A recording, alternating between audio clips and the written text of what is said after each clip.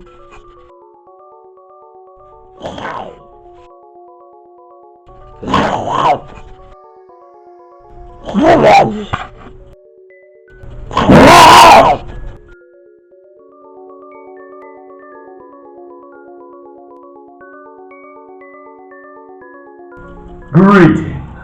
I am Monster D, and today I'm going to talk to you about the newer film, Critters Attack!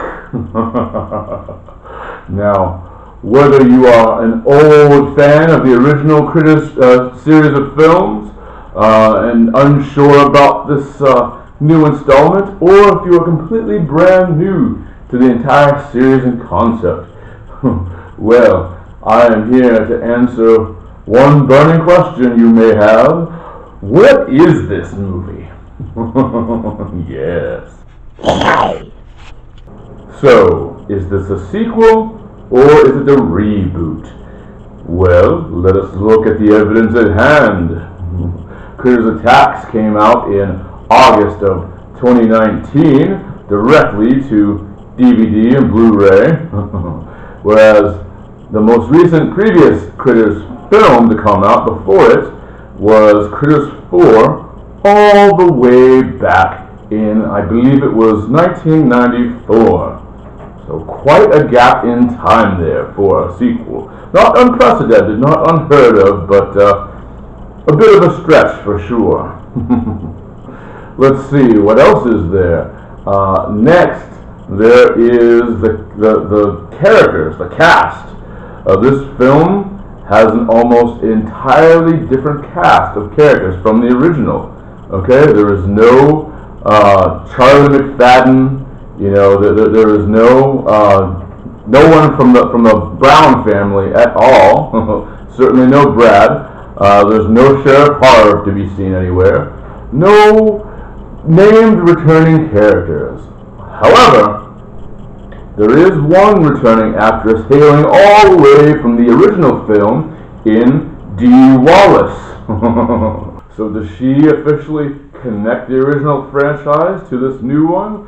Well, evidence for that is dubious at best. So it is the same actress.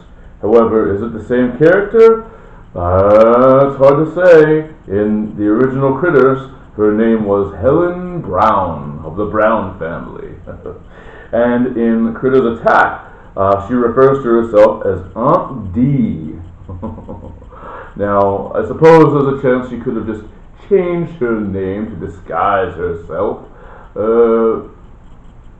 It's possible, or perhaps that is nothing more than a bit of an in-joke with the filmmakers of this film to cite her own actual name.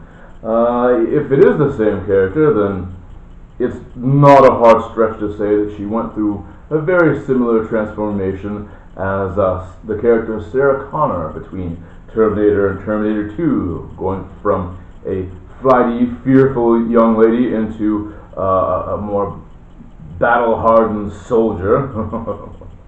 She is paired with a relative, a nephew, I suppose, who lives with her, who also refers to her as Aunt D, who has no apparent ties to any of the original characters, doesn't seem to have the last name Brown or anything to that effect. So, yes, I don't know. The evidence says to me that she is, in fact, playing a different character.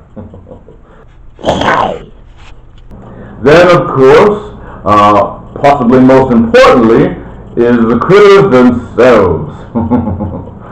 How similar are they to their original incarnations? Are they the same? Well, let's start off with one glaring obvious fact. Now, unlike before, they actually have nostrils. Ooh, yes, they have nostrils. They have a scent for danger and for food. On top of that, they actually have an entirely new way in which they spawn, breed, reproduce. Gone are the old green eggs. I had to have these carefully preserved and taken care of. down through the years. Hopefully they do not start hatching here anytime soon.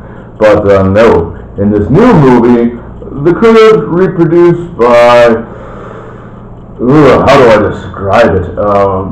I almost don't want to give the entire vision away, but let's just say that they find a much more garish and gruesome way to increase their numbers. Let's just say that it is intrinsically intertwined with their actual food victims. Quite gruesome and quite different from the critters of old. Also, on top of the whole new breeding thing, there is, without giving a lot away, they reveal a new addition to the species that may or may not also complicate their original sort of multiplication habits. Also, in this new film, the critters are established as having a brand new major weakness. What is that weakness? Well, again, I do not wish to tell you. That is a bit of a plot surprise should you watch the film. However, I will say that if the critters from Critters Attack were to meet up with, say, their old pal Blackie from Critters 3, I doubt that they would get along all that well or want to hear what she has to say.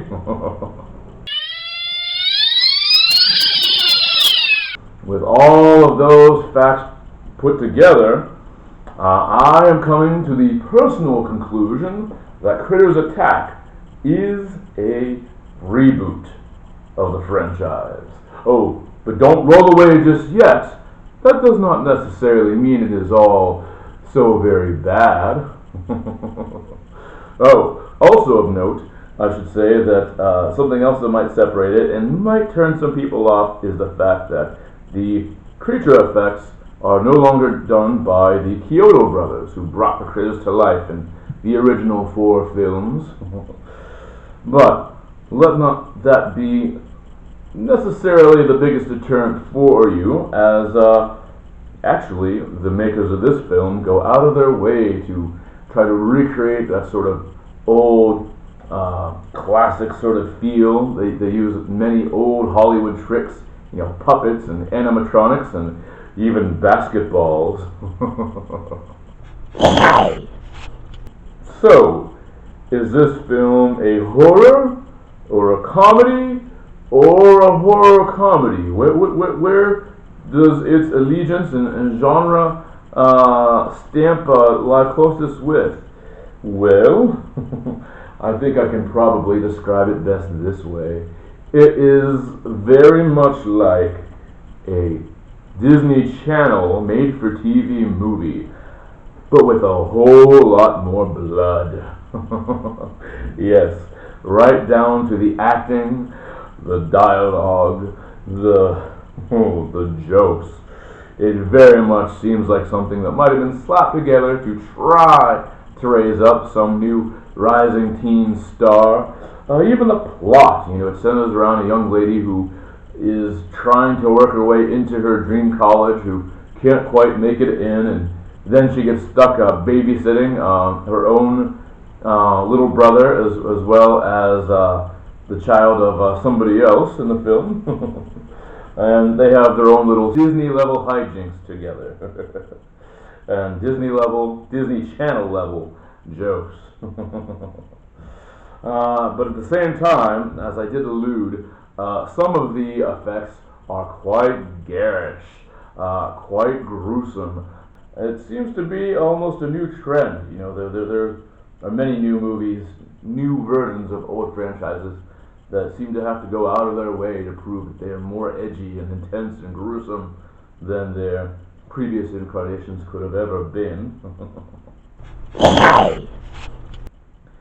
This film was made by Blue Ribbon Content, a film company that is actually an arm, a branch of Warner Brothers. This little subsidiary specializes apparently in small sort of niche content like Critters Attack and like another sort of horror comedy movie bringing an old franchise back from the past.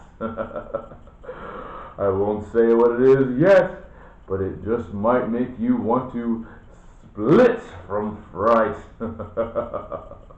Also of note, the critters themselves are voiced by Steve Bloom, who was a famous animated incarnation of Wolverine, as well as many other great vocal performances. He was the visual icon character of the old Toonami series on Cartoon Network back when. So yes, this is Critters Attack.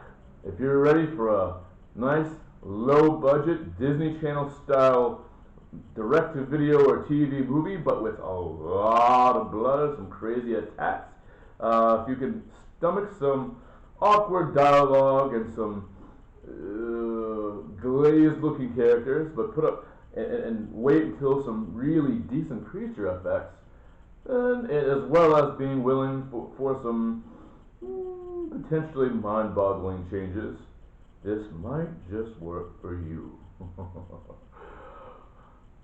It is available, as I said, on Blu-ray and DVD, and perhaps if you're lucky enough, they may rerun it again on the Sci-Fi Channel. So yes, actually I would say it would probably make a very good rental for most people, more so than necessarily the Blu-ray purchase that I made. But in any case, I hope you have enjoyed this video. I hope it is something you can really sink your teeth into. And until the next video, this is Monster D saying, stay monstrous, Monster D.